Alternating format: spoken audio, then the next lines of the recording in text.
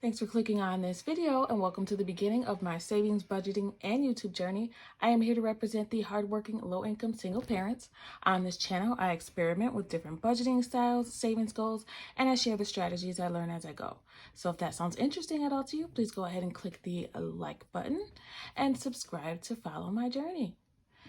Okay, so if you saw my November calendar set up for my budget, you will know that there are some concerns. So this is what we figured out for paycheck A and paycheck B. These are all the due dates of all the bills that are due. Again, I want to repeat that November for me, based on my pay dates, goes from November 8th all the way until December 5th. So you'll see some more bills in purple here that go towards paycheck B. I mention all the time that I like to pay all the bills on payday, but I still like to know when they're due, just in case something comes up or money is not where I need it to be. You know, I like to be informed. I have to be informed. We're gonna go ahead and do November's budget projection for the month. Let's put this to the side. I can use the little key that I made for myself here. But I went ahead and did the budget off camera just to make sure that I could figure out the numbers without, the pressure. So let me go ahead and go over what I figured out. If you watched that video, and I will link it here above, I suggest watching that video first if you'd like to, just follow along. I'm going to write in red because it just feels like red is right for this month. So we're going to just go ahead and label this November budget projection. And if you are new to this channel, you will see that I have sloppy handwriting, but we are here for progress and not perfection. This is November's budget project. Yep, that's what it is. So paycheck A is going to be provided to me on November 8th. Okay, and paycheck B. So all I did so far was estimate what paycheck A will be. So I'm guessing $13.50, and I estimated what paycheck B will be, $14.50, because of overtime. So let's see what that is together. That's $2,800 together. All right, so based on what I figured out, let's start with our paycheck A. I'm gonna do A here, and is this the same line? B here. For paycheck A, we said we estimated $13.50, and we like to do a zero-based budget. So let me show you where I've decided that the funds should go for A. Again, this is an estimate. It may change when I find out how much the paycheck actually is. Okay, so we start with our $175 in savings. How did I do October? Let me see. Well, that's paycheck A. These are sheets that I made myself. A couple people are asking where did I get these sheets, and I made them. I'm not a professional in the least. So yeah, we did the full breakdown. I just wanted to see if I, did my chart or arrows or what it's called, web. All right, so we're gonna do 175 for savings. So that means 100 goes into the main savings account, 50 goes into my daughter's, and 25 goes into the car note. Take a look at that video so you can see why I do that. All right, that's 175. So let's see what that brings us to. Oh, okay. 1175 was what we have left. So I always start with savings. Always start with paying yourself before you pay these other people. I don't think I went totally off of this. This I used, these are all the bills. If you have not watched the other video for the budget calendar, I don't even know what I named it, budget calendar update, you'll see that I went through, I did the stickers for all of the due dates for the month, and they're separated by which ones will be due in the first paycheck and which will be due in the second. So that's how these are broken down, just so that you can follow along. So these are all the bills that are due in paycheck A. So I estimated a high end, which means me contributing more than usual to some of these. And then I estimated on the low end, which is me subtracting what I can and where I can. What I figured out was these are the bills that I'm going to pay with fixed expenses. So I want to make sure I put Klarna and credit in a separate box than fixed, because I want to consider those debt. So I want to put that under a different kind of category. That'll help when I do the closeout, and it'll help when I do my worksheet. So we're going to say $775 is the fixed expenses, and I'll give you the breakdown for all of those. So let's just start here. So $775, right? Half of the mortgage, $180 for grocery, which is a little more than usual. Usually it's $170. $20 for allowance. And allowance is for my daughter, not for me. I want to clarify because I get questions on that. $8 for Amazon. $8 for Netflix. $60 for the phone bill. Why does it feel like there are so many bills this pay period? $61 for utilities. So my utility bill is actually $122. But we have a sinking fund, so we'll have to supplement with the sinking fund. So that'll have to go into the bank before I pay it. Clearly, duh. Next is student loans. So my student loan bill is due on the 19th. That'll be my first student loan, and it's $31 is due. So let me explain why only $8 is going in there. So I took a look at my sinking funds for student loans, and I have $85 in the student loan sinking fund. Just gonna star this for utilities and student loan because I got to make a deposit for those two. So I have $85 left. I have $85 in my student loan sinking fund. So I was going back and forth on whether I just wanted to pay that whole $85 as a lump sum, but based on how things are looking, that's probably not the best way to go. So what I decided to do was, since it's close to $90, I calculated how much it would be to pay the student loan for 3 months in advance. So it's $31 a month times 3, it's $93. Subtract $85 that I already have, that leaves me with $8 more. So I just need to put the total that I have in sinking funds in the bank plus $8 from this paycheck so that I can pay November, December, and January.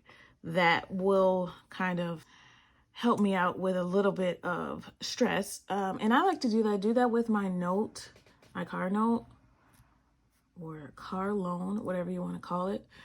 It just kind of saves me some stress. That's something I got from my mom for sure.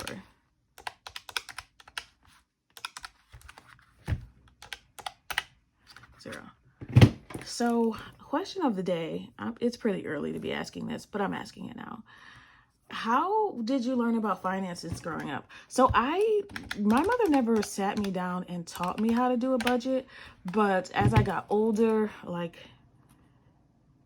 I don't know, mid-20s, I always did my budget myself. I kind of just developed my own plan. I got out of the house early, but I did see how she saved. So kind of secondhand, I learned some things from her. And as I got older, she would just give me tips here and there. How did you learn about finances as you grew up? What was your family's dynamic? Because we were always taught that you don't discuss money with anybody. Like, you don't tell anybody how much you make, how much you pay for this or that. So it was always very private. So that's why it's a big deal for me to be sharing all of this. And if you are a new subscriber, you don't know that none of my friends or family know that I have a YouTube channel. Well, they know I have one, but they don't know the name. They don't know what I do. They don't know the details. So something I'm debating on when I will let them know, because they have been asking, the ones that know I have a channel at all. But it's like, you guys get all the business, so I don't know. I mean, I think if I made more money, then I would feel better about it. Let me know. How'd you learn about finances growing up? Did you teach yourself? Did someone you know teach you? Did you learn in school? Probably not, because school is not teaching this, and they should. But I will definitely be teaching my daughter. Let's do the variable funds. Variable funds are things that I spend throughout the week. We're going to give ourselves $250 in variable funds. I'll show you exactly what those are. I'm probably running out of room a little bit. So let's just do it here. 50 for personal, 30 for home. Honestly, I don't even think I need 60 for gas, but we're gonna put it in there just in case. Actually, let's do 55 because that math would not add up right if not. Okay, let's do 55 for gas, and we'll do, the rest should stay the same, 45, 45, 25.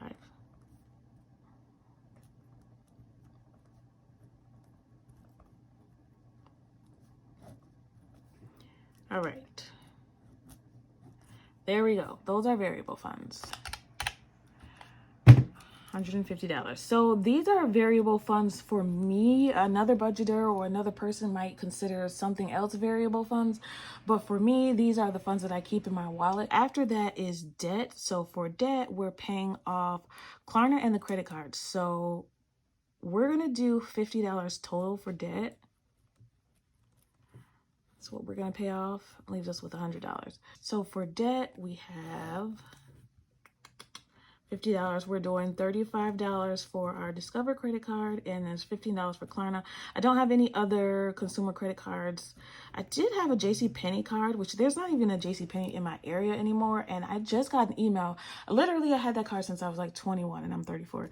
I haven't used that credit card in years. And they're like, we need you to use this or we're going to cancel it. So now I got to find something I want from JCPenney's, which I don't want anything, but I have to use it or they're going to close it. And it's the account that I've had open the longest. So it's doing the most for my credit score and it's pretty good right now. So I don't want to lose it. And I did chop this up a little bit because instead of doing $100 in my always fund, I'm only going to do 60. And that is because I want to still contribute to my succulent fund savings challenge. Let me get this together.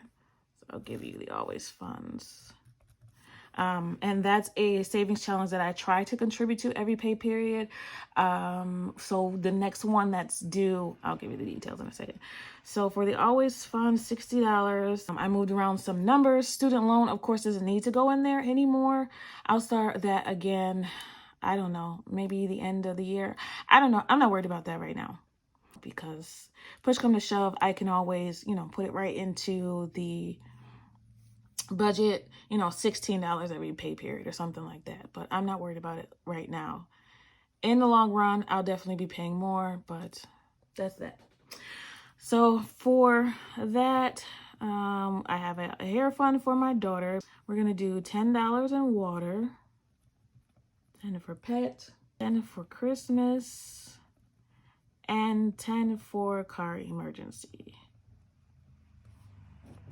Right, so these are funds that I have to use, and I've kind of figured out how much each needs every pay period to have what I need by the time I need it. For example, water, I think it was $50 or $60 every 3 months, so 2 pay periods a month, $10 each, it's $20 a month times 3, which is 3 months I have to pay it. It's due every 90 days. So that gives me enough to pay it in full by then. Which is just easier than one huge lump sum of $60 to me in my mind. That's the whole point of like sinking funds. All right, so next is the succulent savings challenge. Actually, I'm just gonna mark this savings challenge. Let's start that over. So the last $40 is going to our savings challenges, and that brings us down to a zero-based budget. So we start with $40, and to break that down, our succulent savings challenge is at the $38 mark, which means it needs $38 the next time that I get paid. That's the goal. So we're going to feed it the $38. And then the other $2 will just go in my plant savings challenge, which is just another savings challenge in my book that I'm contributing to slowly. The succulent savings challenge will go to vacation, and the plant savings challenge will go to, sorry if I'm repeating myself for those of you that are loyal subscribers, and I just want to make sure that any new people know. The plant savings challenge is something that I'm going to use for vet emergencies. If anything comes up, I just want to make sure, you know, she's taken care of. Family first, right? All right, so that's A. Okay, paycheck B, we're estimating $14.50. And everybody probably doesn't do it this way. This is just the way that it makes sense for me. I don't know, y'all. I'm figuring it out. All right, so we're doing our $175 like we always do in savings. $12.75. So there's no debt due in this one. So for the fixed expense is actually going to be $8.13. Okay, so which is the same as what we had here. So $12.75 minus the $8.13 is $4.62. So I will do that for you. So for the fixed expenses, same as what we have here. Let's make sure that calculates the $8.13. Okay, and then I have the utility sinking fund. That's where that $8.13.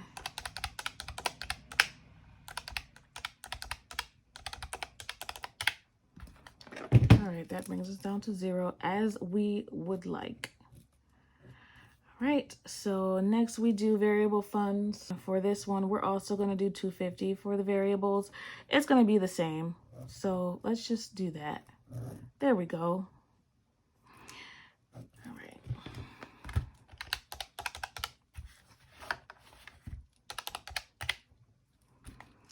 Brings us down to $212, and we want to contribute the full $100 to our always fund because I'm gonna write this one out because we're no longer doing the student loan savings challenge. I'm sorry, sinking fund, which was part of the always funds that I created. I moved some money around. 20 for hair. Is that 20? No, it's 25. Which I don't even think I need. Once the hair fund gets to a certain amount, I don't know how much, I'm gonna leave it alone. $10 for water, $15 for pet, $30 for car emergency. And I just decided I'm just gonna do $20 for this. And then we'll put the rest to Christmas. Because I just don't think it needs that much more money. All right, let's see what's left. So 100.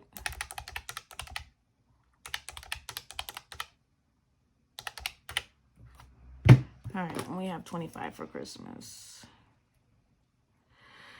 It's coming up, y'all. It's coming up. I've been saving little by little, but you know, we're gonna make it work. The only person I really buy for is my daughter, so I'm not worried about it too much. Always fund, that's done. So the sinking funds I'm doing $58 in sinking funds. So that's gonna go to $8. Okay, so this $8 is weird, I know, but that's the only place I could think to put that weird number. This is going to utilities. So utilities and, that's backwards, but utilities and to her clothes, my daughter's clothes.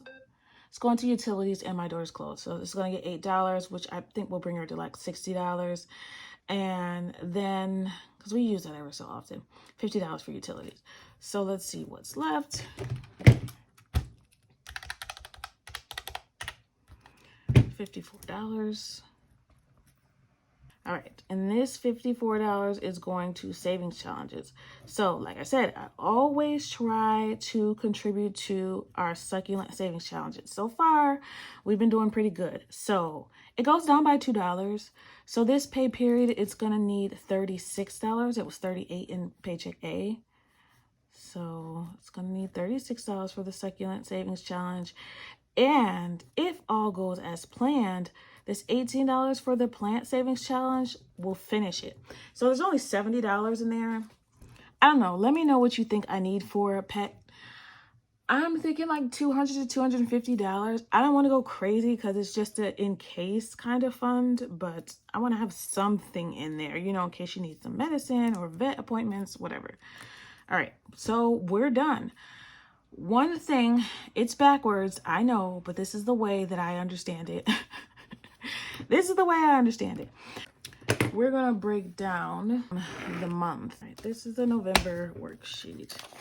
And this is also, I guess I didn't technically make this all myself. I kind of just took one and edited it based on my budget. So that's what I did. All right.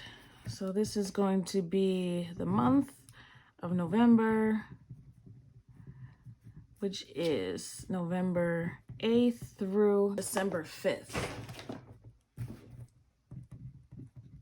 Well, let's start with income because that's the first box. We're estimating, and this stands for income projection, $1,350 and $1,450. This is for A and this is for B. So that was $2,800. Right? So we're just gonna make sure the math works out for the entire month.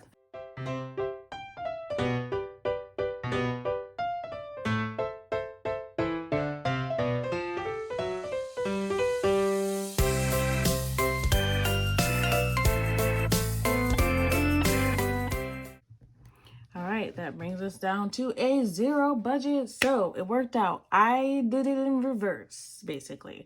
So I did the monthly budget in reverse, but it works out for me this way. So hopefully when I do my pre-payday prep, they'll be a lot faster because I kind of just have the outline here. If there's any extra money, it'll probably go to sinking funds or to utilities, well, which is a sinking fund. So, or to pay off the credit card probably. Which will only need $35 more after this payment. So that is it for me today. Thank you so much for spending time with me today. I always appreciate it. I want you to remember, yep. I want you to do that. Progression and not about perfection. Thanks for watching, everybody. Happy saving. Bye.